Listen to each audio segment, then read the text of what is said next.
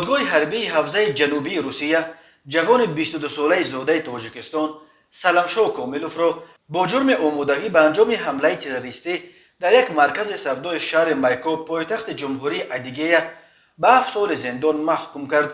بنا به اطلاع خدمات مطبوعات دادگاه، سلامشاه کاملوف به قصد انجام عمل تروریستی غیر قانونی ساختن مواد ترکنده و نگهداری سلاح و مواد ترکنده گناهکار شناخته شد.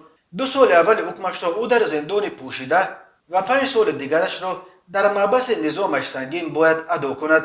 دادگاه او را همچنین 150,000 روبل یا حدود 2,000 دلار جریمه بست. معین کرده شد که ماه فوریه سال 2021 سلامشاه کاملوف تصمیم گرفت که یکی از مرکزهای سودای مایکوب را بترک کند.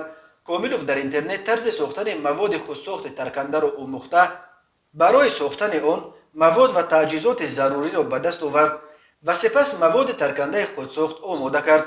او قبل از انجام حمله از جانب مقامات حفظ حقوق دستگیر کرده شد، گفته می شود در اطلاعیه دادگاه حربی. تفصیلات دیگر و همین طور نظر خود سلامشاه کاملوف و ادوکات و نزدیکان او به حکم صادر شده دسترس نیست. فیسبوک ماه مارت ویدیوی لحظه بازداشت و یک پاره بازپرسی سلامشاه کاملوف را که به ثبت صحنه سازی شده شباهت داشت نشر کرده بود. مقصد آمدن به مایکوب میپرسد در این نوار افسر فیسبوک از سلامشاه.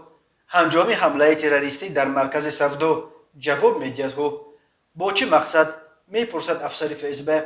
با مقصد گرفتن انتقام برادران، جواب میدهد کاملوف. برای کدام برادران؟ باز میپرسد افسر فیسبوک. از دولت اسلامی، جواب میدهد بازداشت شده. از نوار فیسبوک چنین برمیآید که این جوان تاجیک گویا قصد ترکاندن مغازه مگنیت سمین را در سر داشت. در سالهای آخر دهها تن از مهاجران از کشورهای آسیای مرکزی از جمله زادگان تاجیکستان در روسیه با اتهام دست داشتن در فعالیت‌های تروریستی بازداشت و زندانی و چند نفرش حتی هنگام بازداشت از جانب کارمندان فیسبوک کشته شدند. نزدیکان برخی آنها و همچنین حامیان حقوق میگویند که مقامات امنیتی روسیه در بسیار موارد پای مهاجران بی‌حقوق را بی اساس با دلیل‌های بافته و ساخته با مقصد بالاتر نشان دادن نتیجه‌های به دست آورده خود در مبارزه با تروریسم به چنین پرونده‌ها می‌چسبانند. نام سلامشاه کاملوف هنوز تا اعلان حکمش برای خط فدرالی تروریست‌ها و اکستریمیست‌هایی که روسفینومانیتورینگ ترتیب داده است تحت رقم 5340 شامل کرده شد. در عموم برای خط سیاه روسیه نزدیک 12,000 نفر از جمله دست کم 520 تاجیکستان شامل کرده شدند.